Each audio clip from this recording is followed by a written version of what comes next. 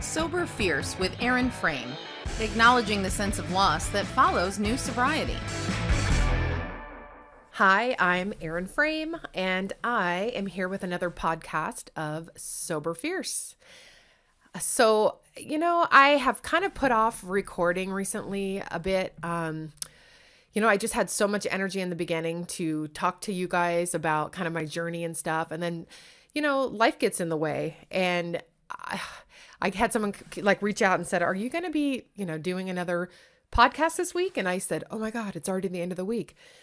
So the answer is I'm recording it, but it won't be out till next week. So, what I wanted to talk to you about today is the feeling of sadness and grief. I bring this up because, I've had family here on and off since we're kind of, dealing with this pandemic a bit more, which is fantastic. I'm vaccinated. I'm proud to be double vaxxed. And I've had family come into town, and there's been a lot of social kind of events, and I've done good. I mean, I haven't drank anything. I haven't been super tempted. I think about it, I get this nervous energy kind of because I don't really know what to do with that energy when those kind of moments are in my face. So, I had kind of a weird thing happen where I'm sitting at the table, family around, everybody having drinks, and I felt sad. I mean, I literally had this sense of sadness, and I just couldn't put my finger on it. I had to really breathe through it.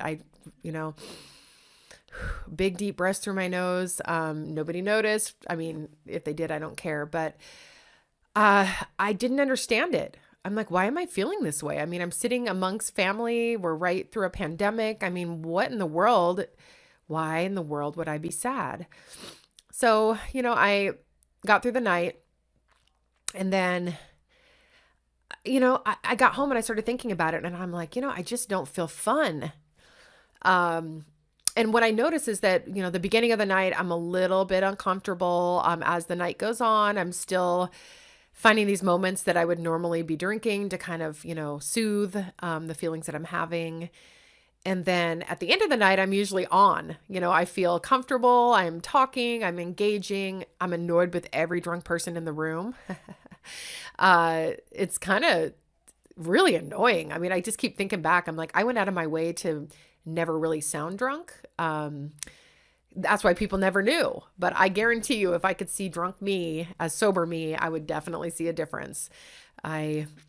So like I said, I've kind of tried to sit with it and think about why I'm feeling that way.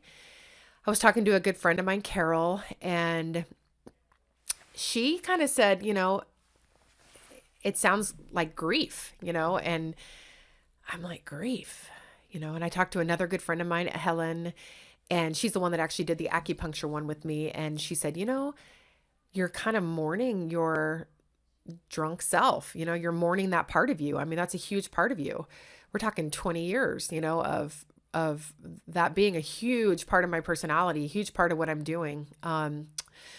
So I have to acknowledge that.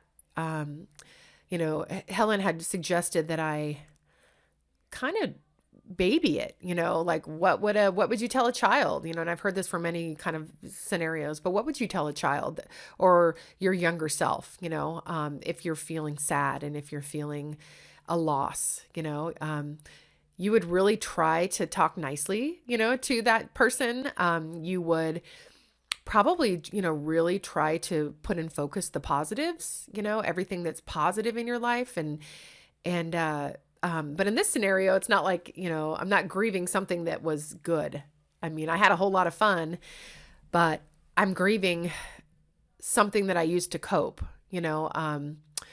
So, becoming sober is so much more than just not drinking. I saw that post recently on Instagram, which, by the way, Instagram is so amazing when you really tap into the sober kind of, world on there, because it's just all sorts of awesome pages and people with just, and it's not even like,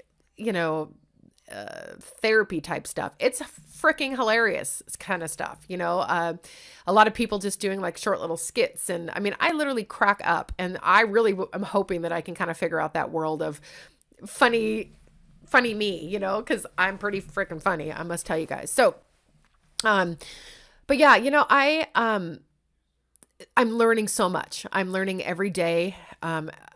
Something will pop up where I'm like, oh my gosh, I normally would have immediately grabbed a drink or not wanted to deal with it, or wanted to avoid it. I mean, I still have this, some bad habits of procrastination and, avoidance and stuff. But moving forward, I just know how much stronger I already am after 6 months on the first. Oh my gosh. It's just gone in a flash. So, I'm really excited that I was able to kind of figure out what that void was, and not have it make me feel like I'm less than, because that was kind of my thought, is fun me is gone. And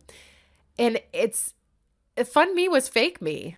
Fun me was, was masked by alcohol. Fun me was fun a lot of times because of alcohol. Granted, I have a fun me that's not on the alcohol side too, because like I said before, I'm pretty funny.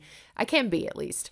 So I think moving forward, when I have those feelings, I really want to acknowledge them and, like I said, kind of breathe through them. And maybe it's okay to not say anything at that moment. And I think that's a lot of times where I feel, it comes on is when I feel the need to say something or, put my opinion in, and I'm also pretty opinionated. But sometimes in those settings, I mean, it's like when there's a lot of people around, I would need that alcohol to do that. Why do I need to do that? I don't need to do that. I mean, I need to do what feels right for me at the moment. And that's what I always need to kind of go back to when I start to feel that kind of anxiety, sense of loss, sense of grief. And I know that sounds so weird, but it literally just feels like a hole in my stomach. Like, there's something really missing here. So what I'm trying to, fill that void with is just finding new great things about myself that maybe I had been really not connected to. Sobriety is amazing. I mean, if you've never had the experience of, being addicted to something, you'll never know how great it is. And I'm not telling people to go get addicted so they'll feel better after they're addicted, because that's not at all what I'm saying. But I kind of feel blessed in a way that I've obviously experienced. I'm definitely one of those people that feels like, I am who I am because of what I've been through. And it's just going to make me so much stronger, happier, balanced, hopefully just really get to know myself instead of avoid myself. And I think that's a really big thing to say, because I think a lot of people, when it comes to addictions and things, I think they do, try really hard to avoid the things about themselves that they're not comfortable with. So, it's all a process. My drink of choice right now is diet tonic water. I cannot believe I'm drinking diet. Like, I've been so anti-diet sodas for so long. So, but I love tonic water. It's kind of this like feeling of, it's not alcohol, but it's kind of like something that would go with alcohol. So I've been drinking that. Hope to get off the diet stuff pretty soon. I can do the regular. I like it. It's got a lot of sugar. So, but just to kind of throw it out there, that's just an idea, is tonic water. I'm hoping to incorporate some really great non-alcoholic options for people, maybe in photo shoots and just tagging businesses. So you have ideas of other things you can do. I actually had my first little dinner party last night that kind of was a bust, because one person got her COVID shot. She wasn't feeling well. The other one got held up with a dog who had just had surgery. So I had my really good girlfriend Sheila over, and it was amazing. But no alcohol, and as I was preparing dinner and everything, I really felt like I wanted that glass of wine, but I didn't do it. When she got here, I'm like, what can I get you? And it felt really strange because I had bubbly water, tonic water. So these are all things I'm adjusting to. And this is like most people, they have more beverages in the refrigerator than stuff with alcohol and water in the side fridge, in the door. So these are all great things that are happening in my life. I just really love sharing them. This one just today, it's been on a piece of paper, I've been like, okay, I've got to follow my script, but I'm so connected with this topic because I've been thinking about it so much the last week or two that I didn't need a script today. So there. So I guess that is it. I do want to tell you that I did get this awesome bracelet. I don't know if you can see it, but it says Fierce. You probably can't see it. It's too small, but it says Fierce on it. I bought it. I might at some point, do something more custom, that I really like the cursive on, but I'm loving it. Like when I'm going out, either I'm wearing my Sober Fierce hat or I have my Fierce bracelet on. And honestly, I probably should have got a necklace because I don't really wear bracelets much, but every time I'm just feeling uncomfortable or challenged by something, or, I'm a realtor. I mean, want to talk about a hard job. It's a hard job.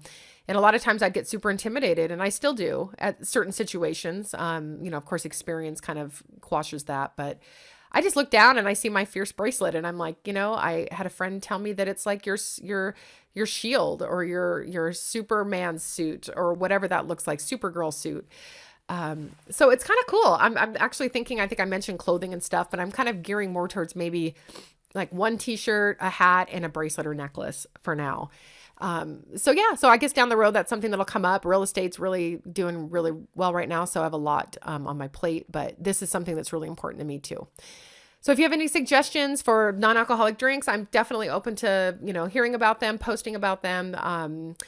And please, everybody, find your Sober Fierce, because whatever it is, whether it's about sobriety or just about kicking ass and something else, feeling that feeling of fierce, just standing up straight, like nobody can mess with you. You've got this. Of course, life situations can bring you down, but why does somebody's opinion of you have to bring you down? Why does somebody's, anything? I mean, why should anybody's opinion of you ever bring you down? Why is lack of feeling like you understand something, something that needs to bring you down? I mean, there's just you're so great. Just know that you're great, because you are. So I guess until next time, like I said, find your Sober Fierce. Got a lot of fun stuff coming out, and you should see it all soon. So, all right, guys. Bye. Listen to more episodes by going to soberfierce.com.